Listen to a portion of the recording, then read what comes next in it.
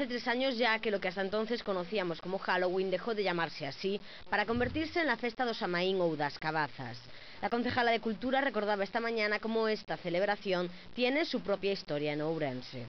Seguro que se lle preguntades aos vosos avós, eles tamén vaciaban cabazas para despois porlle unha luz e facer esa representación casi que teatral, non? Do que simboliza o paso da vida á morte, que en realidade é o que celebramos en Santos. El próximo martes, en la Plaza de Imprenta, a partir de las 5 de la tarde, habrá talleres para la realización de pendones, máscaras e instrumentos. El miércoles, a partir de la misma hora, se vaciarán las calabazas, se decorarán con velas y se celebrará la procesión.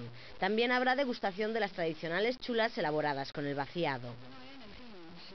El sindicato Unións Agrarias ha obtenido por parte del consejero de Medio Ambiente, Manuel Vázquez, el firme compromiso de que la declaración de la zona especial de protección para las aves en Alimia no implicará alteración en los usos que hasta ahora se están haciendo del suelo y que tampoco llevará consigo un cambio en la recalificación del terreno.